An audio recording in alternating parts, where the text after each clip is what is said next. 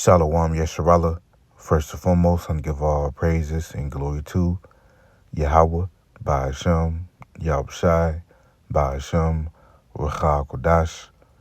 Double honors to the apostles and elders of Great Millstone. Peace and blessing to those Akim that's preach the word in all truth and sincerity, along to Israelite foreigner brothers that like the heathens, but the line of false side goes back to the nation of Israel, which nation of Israel are you so-called Negroes, Latinos, and Native Americans through the prophecies and curses of Deuteronomy 28 chapter and throughout the Bible. So this is your brother Yakal Ahmad back on another video, and today's video will be entitled Remember Lot's Wife. I was going to go on some precepts and Lord willing, you brothers and you sisters out there be edified through the spirit and power of Yahweh Shemel Shai.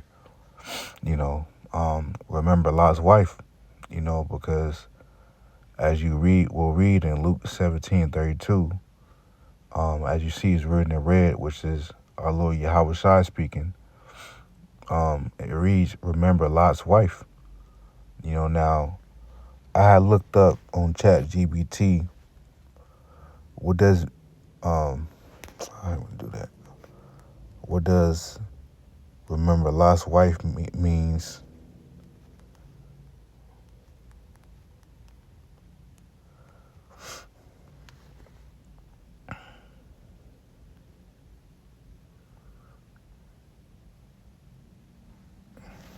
It's like, remember Lot's wife. I spelled it.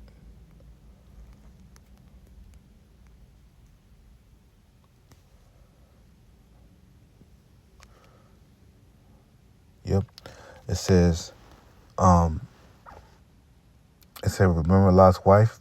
It says it comes from the story of Lot's wife in the book of Genesis chapter 19. When God was destroying the cities of Sodom and Gomorrah, he warned Lot and his wife to flee and not look back.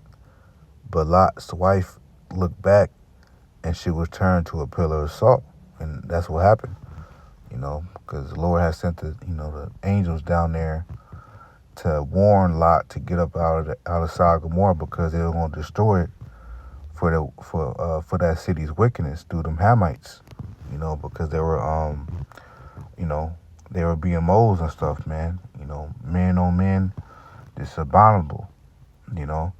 Says so when someone says remember Lot's wife, it's usually meant as a warning or lesson, often interpreted as don't look back at things you left behind, especially sinful or destructive things. And right, and that's what Lot's wife did. Because remember when Lot, because Lot was very rich, when you read that account, when Lot was with his uncle Abraham, Lot and his servants and stuff, they had to separate themselves because it was too much. The land couldn't bear both of them together. Abraham, Lot, and their servants and stuff, and their cattle, their resources. So Lot had to flee have fled to Sodom and Gomorrah, and they were very rich, man. So Lot's wife, she looked back, because she didn't want to leave that lifestyle, you see. And it says don't cling to the past when you're supposed to be moving forward and right. It says obey or more instructions without hesitation. Yeah. So we can't when this shit go down, man, when the economy collapse, when Jacob's trouble come in full effect in America, hey, we cannot look back, man. We can't look back at this American lifestyle, because at the end of the day, what we going back to, man? And that's why it's a blessing to be poor, because we don't have nothing. It wouldn't be wise to have all these possessions, stocked up, because when it's going to be time to detach, it's going to be hard, and we don't want to be attached to nothing here, man. You see, when this place goes down, But this is Luke 17:32. It says, "Remember Lot's wife.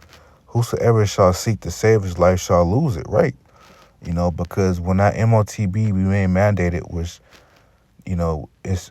are the Elisa Esau New World Order, a lot of people gonna take that C-hip thinking that they're gonna save their life, thinking that they're gonna prolong their life here, man. But really, they're gonna lose it in the latter end. Because Esau's gonna threaten people of their livelihoods. You won't be able to go grocery shopping. You won't be able to buy clothes. You won't be able to make any transactions without that MOTB. Because that's gonna be it's gonna be a cashless society very soon. And everything's going to be linked with that C-hip, man. The MOTB, according to Revelation 13:16. It says, "And whosoever shall lose his life shall preserve it," right? And that applies to the elect. Because the elect, they're going to they already forsake everything spiritually. The elect that's in the faith, as of now, they already forsook everything spiritually through the mindset. But it's going to be physical very soon. The elect lost their life here, man. They lost all their aspirations. They lost trying to make it here. They're not, because once you wake up to this faith, man, of course you still got to work, pay bills. You still got to be responsible, of course, take care of your family if you have a wife and children and stuff. And being able to pay your bills and take care of yourself, of course. That's as a man, you're supposed to do that. But what I mean is, how they lost their life is, they're not living here to make it. Because this place is a scam, man. Rent is a scam. Owning a house is a scam. A car note is a scam. No shade to bros that do have car notes. All this place is just it's just a scam, man. It says, but they gonna preserve their life, man, because they trusted in Yahweh Bashimon Shai, and they didn't rely on Esau's system, man. Because as it says in Isaiah 10:20, because the Lord said, "My servant shall eat and drink." But this is Isaiah 10:20, "And it shall come to pass in that day that the remnant of Israel, which is the elect of Israel, and such as are escaped of the house of Jacob, shall no more again stay upon him that smote them." Right. And who are the ones that smote us? Esau, Edom. Through this system, man. Through this westernized culture. He smote us physically and spiritually. In the physical aspect by having us, go into hard bondage slavery, which is really prophecy. But also, we're slaves now through documentation, having a identification card, having a social security card number, having a driver license. Those things prove that we're a birth certificate. Those things prove that we're slaves. Because we're slaves to the system, man. We gotta work. If we don't gotta work, we'll be dirt poor. On the streets and stuff, man. So we gotta provide for ourselves. But it just shows that we're even though we're not slaves in the physical sense as currently in today's day, but we're still slaves through documentation. If you don't pay your taxes, IRS is gonna come after you. So they come after you and garnish your check. So once the elect know all these things, man, and they come into faith, they're not gonna trust in Esau no more. They're not gonna trust in this system, because that's what stay means. It means to trust or put your reliance in. It says, "But shall stay upon the Lord Yahweh, the Holy One of Israel in truth." So the elect, they're going to put their full trust in Yahweh Bashimon Shai once they come into faith, man. Acknowledge that they're Israelites, because we're going to have to fully rely on Yahweh Bashimon Shai when this shit hit, when this economy collapse, man. When Jacob's trouble come on our earth, the Lord said he was going to provide for us, man. So, expect miracles, because remember, the Lord has to put us in dire, straight situations in order for him to show us power. The Lord can't show his power if everything is always going well for you all the time. So sometimes the Lord makes you go through your trials and tribulations so you can have experience and the Lord showing up for you and delivering you. So it can increase your faith. You see. So it says, the remnant shall return, even the remnant of Jacob, unto the mighty God. Yeah, so only the elect is going to return to this truth and be delivered. Now, that are there wicked Israelites in the faith as well? Yes. But they're in this truth for their condemnation.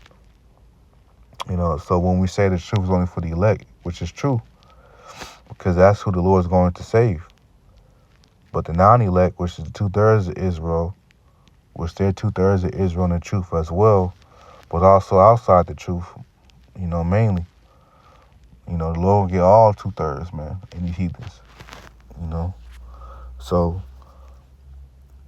we can't love this world, man, at all. We just use this world, we don't abuse it, man.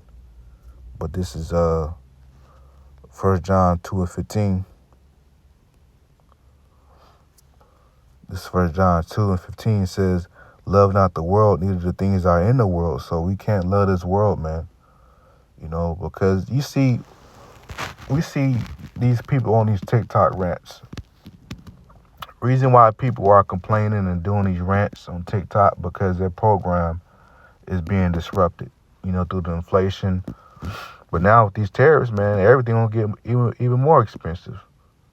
Which we want these things to come. Yes, we'll be affected too. But hey, man, it has to come, man, because if things like this don't come, if the economy and people, by people doing bad and this economy doing bad, and the recession, enter into a recession, if those things don't come, then Jacob's trouble will never come, and which will lead the kingdom never coming. So these things have to come in order for the prophecy to be fulfilled, for the kingdom of heaven to come, man, on earth, which it will happen. But you just gotta be patient. If any man love the world, the love of the Father is not in him. Yeah, so if you love this world, man, you love this current lifestyle, you have nothing to say about this place going up in flames, hey, then you don't got the love of the Heavenly Father in you, man. You're content with this lifestyle. That you're not supposed to be in that spirit, man. That means you're not of the Lord, so you're not of the elect, man, if you love this life, if you love this world.